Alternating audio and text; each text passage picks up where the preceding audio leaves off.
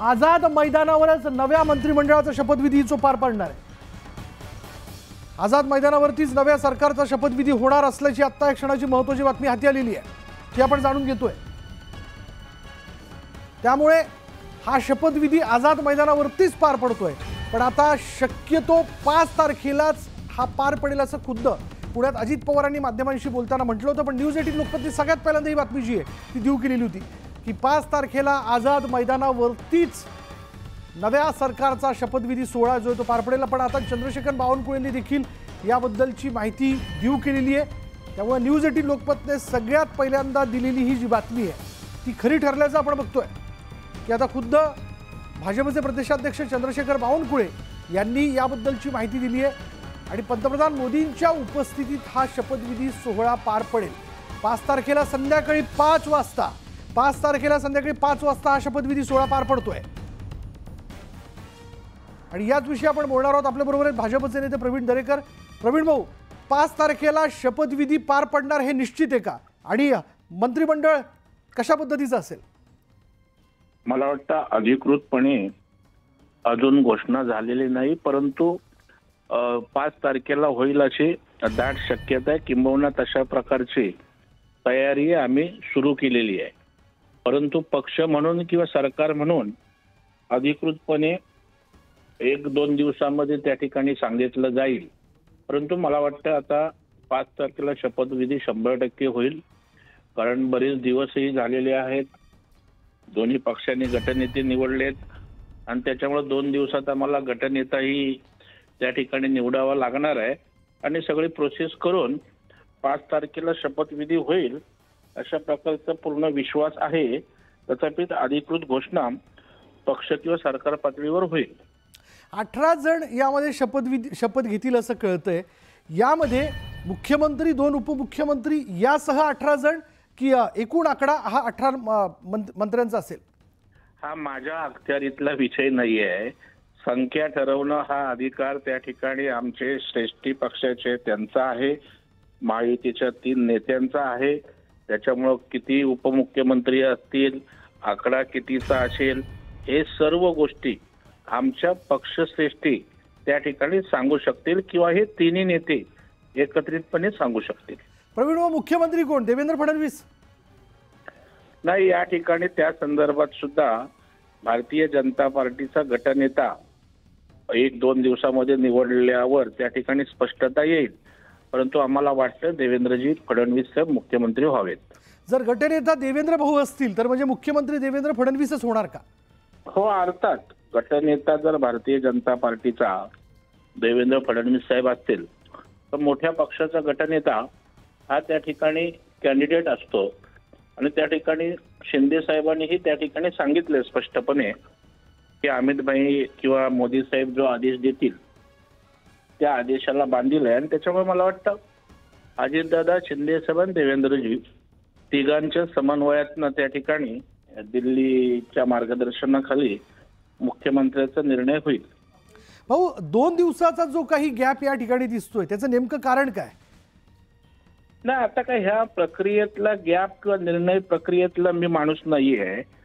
त्यातली अधिकारिता ज्यांना आहे ते केंद्रीय आमचं नेतृत्व आहे, अमितभाई शाह आहेत, राज्यामध्ये देवेंद्र फडणवीस साहेब आणि चंद्रशेखर बावनकुळे आहेत आणि अजितदादा आणि शिंदे साहेब।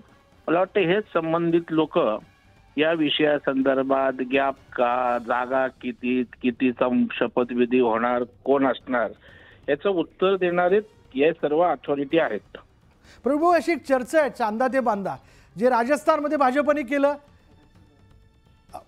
प्रवीण, आपल्याबरोबर संजय शिरसाट देखील या क्षणाला फोनवरती आहेत, त्यांच्याशी आपण बोलूयात। संजय शिरसाटजी, 5 तारखेला शपथविधी सोहळा संध्याकाळी पार पडतोय, आपण देखील शपथ घेणार का? ना, आम्ही शपथ घेणार का नाही हे शिंदे साहेब ठरवतील, परंतु शपथविधी समारोह होतोय तर तो आनंदाची गोष्ट आहे। महायुती म्हणून आम्ही सर्वजण त्यात सहभागी राहू। बरं भाऊ, मुख्यमंत्र्यांची तब्येत, एकनाथ शिंदेची तब्येत कशी आहे? आज डॉक्टर गेले होते, डॉक्टरने आज त्यांना चेकअप वगैरे केलंय। टेम्परेचर आणि घशात थोडेसे त्रास होत होता, आता ते ठीक आहे तसे। बरं, पण मग काय दरे गावात ते गेलेले आहेत, प्रकृती बरोबर नाही, पण यावर वेगवेगळी चर्चा केली जाते. आपण स्वतः माध्यमांशी बोलताना सांगितलं की जेव्हा कुठला मोठा निर्णय घ्यायचा असतो त्यावेळेस ते गावी जातात. हे खरं आहे का? नाही, गावी जातात हे खरंच आहे ना, मी काय खोटं बोललेलं नाही त्याच्यामध्ये. आणि ते निर्णय घेतील ते हिताचा घेतील, तो असा निर्णय कोणताही असं काही घेत नाहीत. म्हणून ते निर्णय पण घेतील, परंतु तब्येतीची काळजी सुद्धा त्यांनी घ्यावी हा त्याच्या मागचा उद्देश होता. आताच दुपारी तुम्हाला सुद्धा माहिती मिळाली असेल की डॉक्टर त्यांच्याकडे पोहोचले होते, कारण डॉक्टरांनी चेकअप केलं, इव्हन सलाईन लावायची सुद्धा त्यांनी इच्छा व्यक्त केली होती. परंतु आता नेमकं तिथे काय घडतं त्याबद्दलची आता आणखीन कल्पना नाही.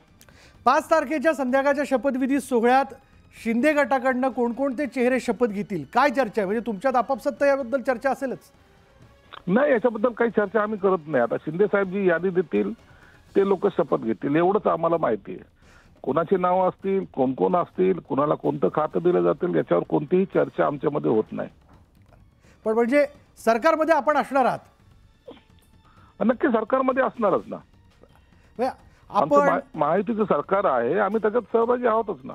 आपण सगळे या सगळ्या विजयाचे शिलेदार आहात, जे महत्वाचे चेहरे ते शपथ घेतील. आता हे ठरवण्याचा आम्हाला पॉवर नाही ना, आम्हाला अधिकार पण नाही तो त्याच्यावर भाष्य करण्याचं. ते नेते आमचे ठरवतील. धन्यवाद शैलेंद्र शिरसाटजी आमच्याशी बोलल्याबद्दल. भाजप नेते सुधीर मुनगंटीवार देखील आहेत. सुधीर भाऊ, 5 तारखेला संध्याकाळी शपथविधी सोहळा पार पडतोय असं खुद्द चंद्रशेखर बावनकुळेंनी म्हटलंय. आपणही शपथ घेणार या शंकाने? नाही, असं आहे, हे कुणालाच माहीत होत नाही. 5 वाजता 5 तारखेला होईल हे आमच्या प्रदेश अध्यक्षांनी घोषित केले, तर त्याच्यावर विश्वास ठेवून आपण पुढे जाऊ. आता शपथविधी कोणाकोणाचा होईल त्यावर भाष्य करणं हे अयोग्य आहे. मला वाटतं की त्या संदर्भातली यादी तीनही पक्षाच्या नेत्यांची की कोणी शपथ घ्यावी ही यादी अंतिम मंजूर होऊन जेव्हा येईल तेव्हा भाष्य करेल. आज इतक्या लवकर भाष्य करण्याचं काहीच कारण नाही. तरुण चेहरे यामध्ये असतील, पण अनुभवी चेहऱ्यांचा देखील समावेश असावा असा आग्रह आहे. म्हणजे अर्थात प्रवीण भाऊ तुम्ही असू शकता, सुधीर भाऊ आपण असू शकता. चांगली गोष्ट आहे ना. तुम्हाला वाटत नाही का मी असावं म्हणून? नाही, मी शुभेच्छुक आहे, याबद्दल आम्ही शुभेच्छुक आहोत. नाही, नक्की नक्की. असं आहे, शेवटी राज्याला $1 ट्रिलियन इकॉनॉमी पर्यंत जायचं आहे. आता आपण नवीन नवीन योजना, ज्या संकल्पपत्र समितीचा मी राज्याचा अध्यक्ष होतो, आम्ही काही संकल्प जनहिताचे केले आहे. सर्वांना एकत्र येऊन राज्य पुढे न्यायचं आहे. त्यासाठी सर्वच जण हवे, काही नवीन असतील, काही जुने असतील. शेवटी राज्य पुढे नेणं हे महत्वाचं आहे. कोण मंत्री होतं यापेक्षाही राज्य प्रगती विकासाच्या मार्गावर गतीने पुढे जाणं हे महत्वाचं आहे. भाऊ, मुख्यमंत्री कोण? आता काय सांगायचं राहिलं, बावनकुळे साहेबांनी ट्विट केलं असेल ना त्याचंही. पण म्हणजेच देवेंद्र फडणवीस? असं काय, तो विषयच कुठे आहे. बरं, म्हणजे गटनेता म्हणून ज्याची निवड होईल तोच मुख्यमंत्री असणार आहे? हा असा नियमच असतो. त्यामुळे एक संसदीय समितीचा जो नेता होतो, संसदीय दलाचा, तोच मुख्यमंत्री होतो. बरं, कोणत्याही प्रकारचा गोंधळ नाही किंवा कालवा कालव नाही? मला तर दिसत नाही कुठपर्यंत इतकं चांगलं बहुमत जनतेनी मतदारांनी दिलं की कुठेही दूरपर्यंत एकच फक्त मनात ध्येय आणि संकल्प आहे की चांगलं काम करावं, जनादेशाचा रोज सन्मान व्हावा, असे निर्णय व्हावे. बरं, विधिमंडळ पक्षाची बैठक केव्हा होईल? असा आहे, वरतून आदेश आल्यावर होईल. पण म्हणजे उद्या परवा? नाही, सांगता नाही येणार. असं नाही सांगता येणार. 5 तारखेचा शपथविधी ठरला आहे, तर ती 2 गाय होऊ शकते, 3 गाय होऊ शकते, 4 गाय होऊ शकते. त्याच्यात काय घाई आहे? म्हणजे 5 तारखेला संध्याकाळी शपथविधी पार पडतोय, बावनकुळेंनी म्हणलेलं आहे, म्हणजे येणाऱ्या 2-3 दिवसात ही बैठक होईल? हा नक्की, 2, 3, 4 यापैकी एका दिवशी बैठक होईल. भाऊ, या सगळ्याच्या मध्ये आरक्षणाचा फॅक्टर लक्षात घेऊन देखील चेहरे निवडले जाऊ शकतात, याविषयी काय निर्णय होत आहेत? म्हणजे तुमच्यापर्यंत काय माहिती आहे? असं आहे, आरक्षणाचा फॅक्टर नाही, सर्व जाती समूहांना, सर्व विभागाला प्रतिनिधित्व देण्याचा प्रयत्न नेहमीच असतो. तो काही याच मंत्रिमंडळात आहे असं म्हणणं योग्य नाही. या अगोदरही ज्या विभागातून आपल्याला आमदार आले त्या विभागाला थोडं जास्त प्रतिनिधित्व, त्या जिल्ह्याला प्रतिनिधित्व, आणि याचा अर्थ असा नव्हे की एखाद्या जिल्ह्यातून कोणीच निवडून आलं नाही म्हणून त्या जिल्ह्याला देण्यात नाही. सर्व समावेश प्रगतीच्या मार्गाने बरं. जाताना सर्व जाती समूहांना सोबत घेऊन